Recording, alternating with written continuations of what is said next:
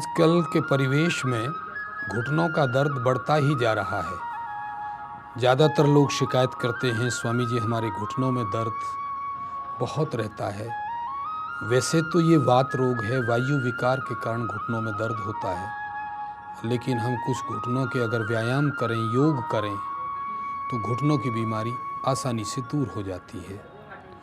इसके लिए सबसे पहले आवश्यक तो ये है कि हम जितने भी लिक्विड लेते हैं, जैसे जल ही है, तो हम हमेशा बैठ के पिएं, काग आसन में पिएं। जो कागासन होता है वो कागासन ऐसे बैठ के किया जाता है, ऐसे ऐसे। इसमें यदि आप जल पिएंगे तो आपको कभी घुटनों में दर्द की शिकायत जीवन में नहीं होगी। कोई भी लिक्विड लेंगे तो आपको कागासन में, जैसे हम शौच करते हैं, ऐसे बैठ के आपको जल पीना है।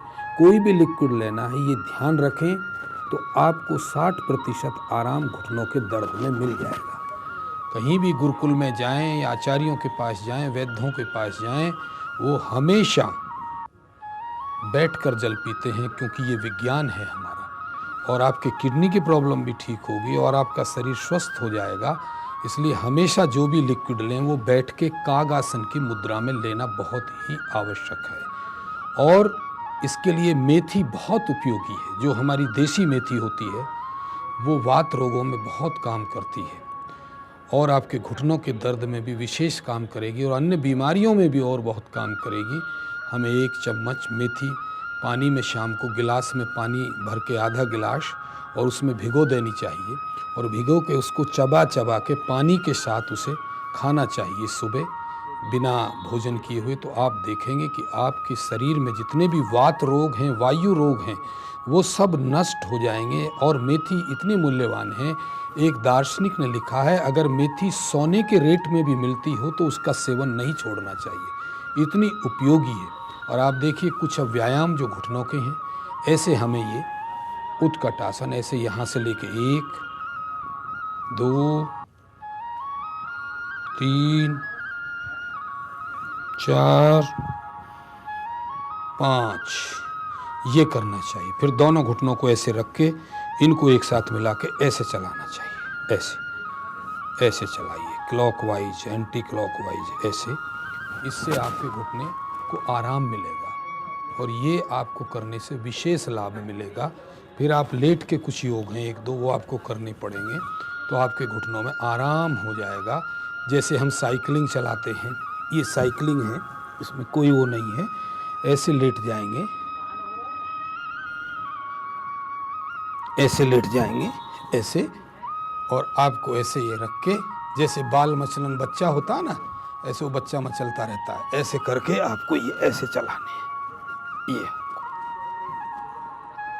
ये आपको पूरा ऐसे चलाना, बाल मचलन जैसे बच्चा मचलता रहता, ऐसे आप ये करें। ये आपको करने हैं। इनसे आपको घुटनों में, और थोड़ा समय वज्रासन में भी बैठेंगे। ये वज्रासन है। वज्रासन के करने से आपका पाचन तो ठीक होगा ही, ये, और आपकी जो अपान वायु है, जो आपको गैस बनती है, इस आसन के करने से घुटनों का दर्द, जब भी आप बैठें, बेड पे बैठें या नीचे बैठें, तो ये वज्रासन में बैठने का अभ्यास करें। और घंटों लोग इसमें बैठ जाते हैं। इससे घुटने को भी आराम होगा, आपका पाचन तंत्र भी दुरुस्त होगा, आपके अंदर जो आपने कठोर भोजन खा लिया, गरिष्ठ भोजन खा लिया है, तो वो भोजन भी डाइजेस्ट हो जाएगा। केवल सारे आसनों में वज्रासन ही ऐसा आसन है कि जो भोजन के बाद किया जाता है। अन्य सब आसन भोजन से पहले किए जाते हैं। केवल इस आसन को हमेशा याद रखना है, ये आसन भोजन के बाद करना बहुत जरूरी है। वज्र नाम की नाड़ी है जो ऊर्ध्वगामी काम करने लगती है और आपकी अपान वायु नीचे से पास हो जाती है। घुटनों का दर्द ठीक हो जाता है, जंघाओं का दर्द ठीक हो जाता है और आपको आराम मिलने लगता है। कोशिश कीजिए कि जब भी बेड पे बैठें तो इसमें ही बैठें, और इसमें जितना ज़्यादा बैठेंगे उतने आपके घुटने ठीक होंगे। आपकी गैस ठीक होगी, आपके पेट के विकार दूर होंगे और आपका पाचन तंत्र, डाइजेस्टिव सिस्टम बिल्कुल सही हो जाएगा। ये वज्रासन घुटनों के लिए परम उपयोगी है। और थोड़ा घुटनों के लिए एक ब्रह्मचर्य आसन भी विशेष स्थान रखता है, जो यहाँ के लिक्विड को ठीक कर देता है। ब्रह्मचर्य आसन, इसमें ही पद्म आसन में ही हम पैरों को पीछे ऐसे खोल लेते हैं। ये देखिए, इनके बीच में हमें बैठना पड़ता है ऐसे। पहले उनके ऊपर बैठे थे, ये साइड से देखिए, ये अब इसके बीच में बैठ गए हैं, तो अब घुटनों पर बहुत ज़्यादा विशेष जोर पड़ रहा है। घुटने ऐसे घूम गए हैं, पैर ये हटे हुए हैं, ध्यान से देख लें, ये थोड़ा ध्यान दें, ये दिख रहे हैं पैर। अब इनके बीच में मैं बैठा हुआ हूँ। ये ब्रह्मचर्य आसन है, इससे दोनों घुटनों पर पूरा दबाव है और घुटनों में ब्लड सर्कुलेशन ठीक हो रहा है। इसका नाम है ब्रह्मचर्य आसन। ये भी आपके लिए इसमें बहुत उपयोगी रहेगा। ये आप ज़रूर करेंगे तो आपके घुटनों का दर्द ठीक हो जाएगा और धीरे धीरे अभ्यास के करते करते एक दिन आप बिल्कुल स्वस्थ हो जाएंगे। लेकिन ये अपनी दिनचर्या से जोड़ लेंगे। अगर आपने इसको रोज नहीं किया तो आपको कम लाभ मिलेगा। प्रतिदिन आप ये संकल्प ले लें कि हमें रोजाना सुबह उठते ही शौच आदि से निवृत्त होते ही अपनी योग साधना करनी है। पहले शरीर, फिर आप भजन करेंगे, क्योंकि जब शरीर स्वस्थ नहीं रहेगा तो आपको भजन भी नहीं हो पाएगा, क्योंकि भजन भी तभी होगा जब आप स्वस्थ रहेंगे। इसलिए पहले मैं कहता हूँ कि आधा घंटा शरीर के लिए, पहले शरीर के लिए देंगे, उसके बाद आधा घंटा भजन के लिए। क्योंकि शरीर में जब विकार होंगे, शरीर में जब क्लेश होंगे, शरीर में दर्द होंगे, तो आप भजन नहीं कर पाएंगे। आपका मन तो विकार में जाएगा, दर्द में जाएगा। इसलिए पहले मैं शरीर के लिए प्राथमिकता देता हूँ, और इसलिए लिखा भी है, पहला सुख निरोगी का है। अगर आप निरोग हैं तो संसार के सारे सुख, सारे आनंद, सारे वैभव, सारे रस आपके साथ हैं। और यदि आप बीमार हैं तो आप समझिए संसार के सारे सुख आपके लिए बेकार हैं। इसलिए मन बड़ा बहानेबाज है, बहुत परेशान करेगा आपको, बहुत तंग करेगा। कल से प्रारंभ करेंगे योग, परसों से प्रारंभ करेंगे। रात्रि में देर से आए थे हम लोग, हल्का हल्का जुकाम है, जरा और सो लें। इस मन को अनुशासन रूपी डंडे से आपको ठीक करना है। प्रातःकाल उठना है, ब्रह्म मुहूर्त में नेसेंट ऑक्सीजन लेनी है, प्रकृति के सानिध्य में जाना है, परमात्मा की गोद का अनुभव करना है। मस्ती का, आनंद का अनुभव करते हुए जो सुबह उठता है उसको सारी चीज़ें प्राप्त हो जाती हैं, उसकी दिनचर्या अच्छी हो जाती है। सुबह उठ के अपने सारे काम विधिवत रूप से करता है। और जो नेसेंट ऑक्सीजन है वो ब्रह्म मुहूर्त में ही मिलती है। परमात्मा सारे द्वार खोल देता है सुबह सुबह। लेकिन आलस और प्रमादी तो बहुत देर तक सोते रहते हैं। हमारी परंपरा थी जल्दी सोना और जल्दी उठना। अब इसके विपरीत दिनचर्या हुई है मनुष्य की। वो देर से सोता है तो देर से ही उठता भी है। और जब आप सुबह नहीं उठेंगे तो आपको नेसेंट ऑक्सीजन नहीं मिलेगी। नेसेंट ऑक्सीजन में जब आप प्राणायाम करेंगे तो आपके लंग्स, आपके ब्लड के सारे सेल्स, RBC, WBC, प्लेटलेट्स और हार्मोन्स, सारा सिस्टम रेगुलर हो जाएगा। इसलिए ऋषियों ने कहा था ब्रह्म मुहूर्त सबसे श्रेष्ठ होता है। लेकिन अब हम 12 बजे तक खाते हैं और नाचते हैं और 1 बजे सोते हैं। और शास्त्रों में लिखा हुआ है सुबह जो 6 से 7, 7 से 8 तक भोजन करता है वो सर्वश्रेष्ठ होता है, और जो 8 से 10 के बीच में भोजन करता है वो मध्यम होता है, और 10 और 12 के बीच में जो भोजन करता है वो निकृष्ट होता है, उसमें कुछ नहीं रहता। इसलिए 10 के बाद भोजन करना वर्जित बताया गया है। लेकिन ये परंपरा हमारी जो है वो उल्टी होती जा रही है। शहरों में बहुत लेट तक सोते हैं, लेट तक खाते हैं, फिर उस भोजन में एसिड बनने लगता है, तेजाब बनने लगता है, जिससे आदमी का सिस्टम खराब हो जाता है। क्योंकि हमारा मानवीय शरीर क्षारीय बना हुआ है, एल्काइन से बना हुआ है। अगर हम इसमें एसिड डालते हैं तो एसिड क्षार को खा जाते हैं। इसलिए निवेदन है कि शाम का भोजन जल्दी लें, समय से सोएं और समय से सुबह उठें और परमात्मा के आनंद का अनुभव करते हुए जीवन यात्रा को पार करें। मस्त रहें और व्यस्त भी रहें। अपने मन को आनंदित करने के लिए अपनी दिनचर्या निश्चित करें। जो शाम कोई अपनी दिनचर्या निश्चित करें कि हमें क्या क्या करना है सुबह, उसके अनुसार चलें, अपने कार्यक्रम बना लें शाम को या अगले दिन के लिए। अगर आपके जीवन में कार्यक्रम नहीं है तो आपके जीवन कभी स्वस्थ नहीं रह सकता। उस कार्यक्रमों को अटेंड करें, नियम पूर्वक उनमें जाएं और अपने दिन में पूरे काम करें। सोने के लिए रात्रि दिए, बहुत से लोग दिन में ही सो जाते हैं, बिल्कुल गलत बात है। शाम को सोइए, शाम को दूध पीना बहुत ज़रूरी है। और दूध भी आज बहुत सिंथेटिक और बहुत ही आर्टिफिशियल आ रहे हैं, जिनकी वजह से आदमी को बहुत बीमारियां हो रही हैं। इसलिए ये कोशिश करें, किसी गौशाला से संपर्क करें, वहाँ शुद्ध दूध लें और संभव हो तो सर्वश्रेष्ठ गाय गिर गाय का दूध उपलब्ध कराएं, जिसमें अमन निरोधक शक्ति सबसे ज़्यादा है, जिसमें जीवनी शक्ति सबसे ज़्यादा है। और गिर गाय का दूध थोड़ा महंगा है लेकिन अमृत तुल्य है, उसमें सोने की भस्म होती है, दिव्य है और उसके स्पर्श से अनेकों रोग भी दूर हो जाते हैं। तो मेरा निवेदन है, घुटनों के लिए व्यायाम करें। शाम को अगर दूध लें तो उसमें हल्की सौंठ डाल लें और दूध में कभी चीनी ना डालें। अगर आप चीनी डालेंगे तो आपको लाभ नहीं देगा। उसके साथ ज़रा सा गुड़ प्रयोग करें, या तो जिंजर डालें उसमें क्योंकि वायु होती है थोड़ी दूध में, या फिर आप उसमें सौंठ डालें तो आप फ़ायदेमंद रहेंगे। और सुबह शौच जाने से पहले एक बात विशेष ध्यान रखें कि गुनगुना पानी पिएं। गुनगुना पानी अपने में एक चिकित्सा होती है। जो गुनगुना पानी पीते हैं उनको कभी रोग नहीं होता, उनको कोई कभी विकार नहीं होता, उनको किसी तरह की कोई वो नहीं होती, क्योंकि गुनगुना पानी अपने में स्वयं चिकित्सा होता है। और ज़्यादा से ज़्यादा पानी पीने की कोशिश करें, क्योंकि पानी का काम धोना है, अंदर देह में भी धोता है और बाहर भी धोता है। और H2O, इसमें ऑक्सीजन सीधी होती है, शरीर के लिए बहुत आवश्यक है। 80-90% हमारे ब्लड में पानी ही होता है। जब पानी की कमी पड़ जाती है तो डॉक्टर फिर पानी चढ़ाता है। इसलिए पानी की पूर्ति करें और प्राणायाम के द्वारा ऑक्सीजन लें। और ये 4-5 आसन जो मैंने आपको बताए हैं नित्य प्रति करें।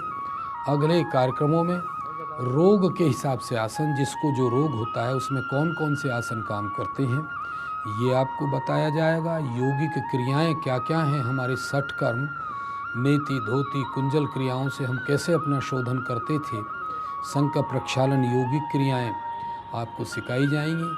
और आपको ये बताया जाएगा कि मौसम के हिसाब से कैसा भोजन होना चाहिए। मौसम का अनाज, मौसम का फल और मौसम की सब्जियां खाने से हम कैसे स्वस्थ रह सकते हैं। आयुर्वेद क्या कहता है, जो मौसम में जो फल दिया है उसका क्या महत्व है, जिस मौसम में जो सब्जी दी है वो क्या महत्व है। और अनाज हमारा कैसा आटा होना चाहिए, हमारा आटा गोल मोटा होना चाहिए। जितना गोल आटा होगा, जितना मोटा आटा पिसवाएंगे, उतनी आपकी आंतों से मल साफ हो जाएगा। और जितना बारीक आपका आटा होगा, मैदा और मैदे से बनी हुई समस्त चीज़ें इस मैदे को ख़राब कर देती हैं। ये भी मैदा ही है और ये मैदे से ख़राब होता है, क्योंकि आटे जो हों चिकनी होती हैं, स्निग्ध होती हैं, एपिथेलियम ऊतकों की बनी हुई होती हैं। उनकी जो लेयर हैं, जो चूसक होते हैं, वो मैदे से बंद हो जाते हैं, चीनी से बंद हो जाते हैं, गुड़ से वो खुल जाते हैं। इसलिए आपका जो आटा है वो गोल पिसा होना चाहिए। मोटा आटा जितना होगा उतना आपका पेट अच्छा रहेगा। और आप मौसम समय के हिसाब से भोजन खाएंगे तो आप स्वस्थ रहेंगे, आप निरोग रहेंगे, आपके जीवन में कष्ट नहीं आएगा। भोजन के 1 घंटे बाद पानी पिएंगे, तुरंत पानी आपको नहीं पीना है। तली हुई चीज़ें एसिड बनाती हैं, लेकिन कभी कभी ले लेंगे तो कोई दिक्कत नहीं, लेकिन दिनचर्या से मत जोड़िए तो आपका जीवन सुखी हो जाए, क्योंकि आहार से ही विचार और व्यवहार दोनों बनते हैं। यदि आपको आहार का ज्ञान है तो आपके विचार शुद्ध हो जाएंगे, विचार शुद्ध होते ही आपके व्यवहार बदल जाएगा। और कहा भी है, जैसा खाओगे अन्न वैसा मन हो जाएगा। तो अपनी पवित्रता का ध्यान रखेंगे, अपनी दिनचर्या का ध्यान रखेंगे। हंसते हंसते मुस्कुराते, हम कुछ कर भी नहीं सकते, सब परम पिता परमात्मा कर रहा है। वही करता धरता संहरता और पालन करता है। करता वो है, केवल हम दृष्टा हैं, केवल हम देख सकते हैं। करने की शक्ति तो सब प्रभु की है। उस करता धरता और संहरता को कोटि कोटि प्रणाम करेंगे। प्रातःकाल उठकर प्रभु से प्रार्थना करेंगे, हे दयालु, मेरा आज का दिन पवित्र रहे, शुद्ध रहे। मैं कोई शुभ कार्य करूं, मैं किसी दीनहीन की मदद करूं, कोई ऐसा कार्य करूं जिससे मुझे नींद शाम को आराम से आ जाए। शाम को आत्मनिरीक्षण करना चाहिए। स्वाध्याय का अर्थ यही नहीं है कि आप 80 पुस्तक पढ़ें।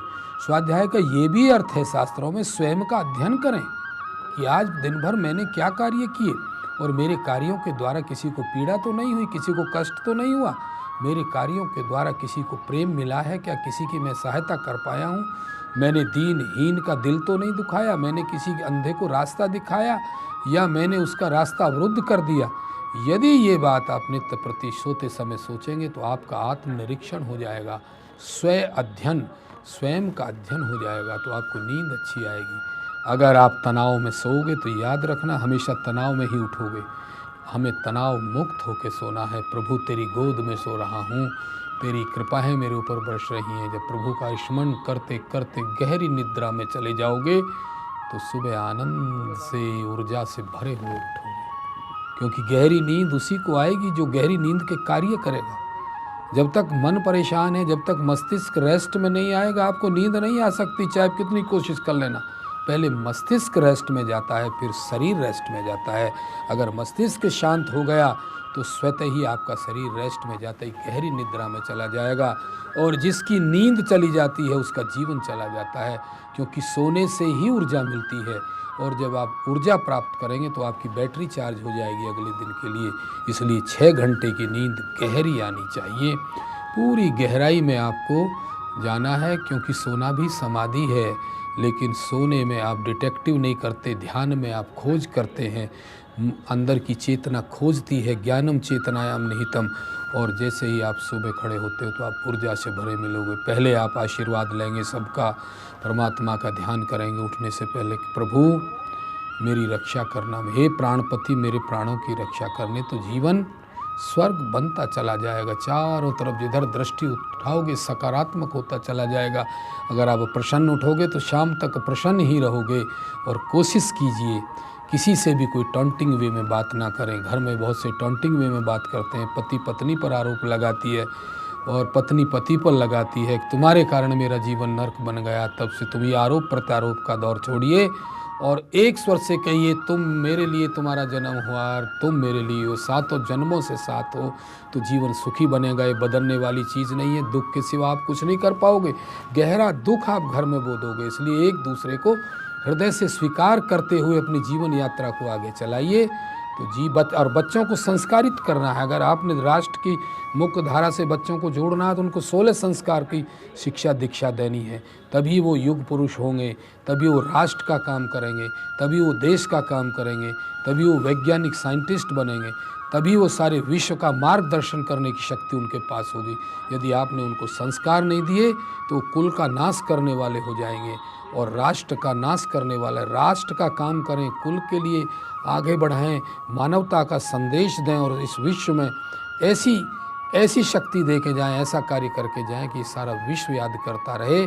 तो ऐसी संतान को जन्म देने के लिए आपको 16 संस्कारों का अध्ययन करना पड़ेगा और अपने बच्चों को संस्कारित करना पड़ेगा, तभी जीवन स्वर्ग बनेगा। तो मेरा आपसे नम्र निवेदन है कि पूरी श्रद्धा से, पूरे भाव से, पूरे मन से रोजाना योग करें और अपने बच्चों को जो सब बुरी बातों से बचाएं और घर में सत्संग करें, अच्छे संतों का आचरण करें, संतों को बुलाएं, हवन यज्ञ करें, प्रवचन करें, सत्संग करें, वेदों का अध्ययन कराएं और मानवीय गुण बताएं, ऋषियों की परंपराओं को सिखाएं, उनके अंदर ऐसा भर दें कि वो देवत्व को प्राप्त हो जाएं और मानव जाति का कल्याण करने के लिए उनका जीवन हो, त्याग तपस्या हो उनके अंदर, प्रेम हो उनके अंदर, भावनात्मक उनका जीवन हो। मातृदेवो भव, भव पितृदेवो भव, आचार्य देवो भव, अतिथि देवो भव के नारे को सार्थक करें और मातृवान पितृवान आचार्य पुरुषो, माता पिता ही सबसे पहले आचार्य होते हैं, सबसे पहले गुरु होते हैं।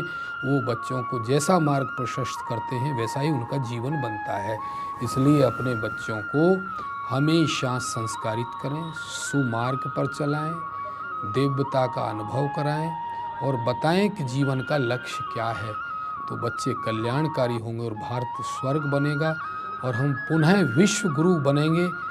ये निश्चित रूप से तय हो गया कि भारत अब विश्व गुरुत्व की तरफ बढ़ता जा रहा है। भारत का गौरव सारी दुनिया में, सारे विश्व में बढ़ता जा रहा है। योग का परचम सारे विश्व में लहरा चुका है और मेरा ये मानना है कि योग के परचम से जब हम योगी होंगे तो हमारे सारे मार्ग खुल जाएंगे। आज सारा विश्व में भारतीय ऋषियों की परंपराओं, ज्ञान विज्ञान को बहुत ही माना जा रहा है। संस्कृत के विद्वानों की विदेशों में बहुत डिमांड, बहुत मांग हो रही है। गुरुकुल भारत में बढ़ने चाहिए और गुरुकुलों में हमारी जो विद्या है, वेद विज्ञान, वो चलनी चाहिए और शिक्षा में योग का स्थान होना चाहिए। जब हमारी शिक्षा प्रणाली में बच्चों को शुरू से ही योग सिखाया जाएगा, 16 संस्कार सिखाए जाएंगे, तो भारतीय परंपरा रीति रिवाज के अनुसार विश्व गुरुत्व की तरह, क्योंकि चरित्र सबसे बड़ा धन होता है मनुष्य का। अगर हम चरित्रवान हैं तो सब चीज़ें हमारे साथ हैं, अगर हमारा चरित्र गिर गया तो कुछ भी हमारे साथ नहीं है। और जो हम कहते हैं वो व्यवहार में, आचरण में, प्रैक्टिकल में उसको उतार लो, उससे बड़ा कोई ज्ञान नहीं है। और हम जो पढ़ रहे हैं, लिख रहे हैं, उसके लिए जो हम अक्षर ज्ञान कर रहे हैं, ये भी हमें सोचना है, क्या हम तोते तो नहीं बनाए जा रहे हैं? वो उसमें भाव आना चाहिए। जब तक आपके अंदर भावनात्मक ज्ञान नहीं है, तब तक वो ज्ञान मात्र तोते का ज्ञान है। क्योंकि तोते को यदि ओम शांति कहना सिखा दें तो केवल वो ओम शांति बोलता है आवाज़ में, लेकिन उसके भाव नहीं है उसके साथ। तो अपना ज्ञान वो है जो स्वयं तुम अपने ऊपर प्रैक्टिकल करके देखते हो, अनुभव करके देखते हो, अपने आचरण में धारण करके देखते हो, वही तुम्हारा ज्ञान है, वही तुम्हें आगे बढ़ाएगा। इसलिए अपने जीवन में हर चीज़ को धारण करके व्यवहार में करने का नाम अध्यात्म है। प्रैक्टिकल करो, मन को शांत रखते हुए करो। रोजाना सुबह उठते ही आप परमात्मा का ध्यान करो, तब दिनचर्या में लगो तो आप देखोगे कि जीवन स्वर्ग बनता जा रहा है। जीवन में पूरा परिवर्तन आ गया है। चारों तरफ अब कोई किसी तरह का मेरा कोई दुश्मन नहीं है। मन में जो मेरे विकार थे वो सब शांत हो गए हैं। अब तो प्रभु मुझे सच्चा मार्ग मिल गया है, गुरु का मार्गदर्शन हो गया है। मैं प्रेम में हूँ, मैं आनंद में हूँ। हे दयालु, अब तुम्हारी कृपाएं मेरे ऊपर बरस गई हैं, मैं सुखी होता जा रहा हूँ। हे ईश्वर, ये मेरी यात्रा पूर्ण हो। इसी जन्म में मेरा तुमसे साक्षात्कार हो जाए प्रभु, कि इस जन्म में मेरे साथ क्या क्या हुआ है प्रभु, अब तो मैं तेरे साथ जुड़ा हूँ। प्रभु मेरी प्रार्थना स्वीकार करें, स्वीकार करें, स्वीकार।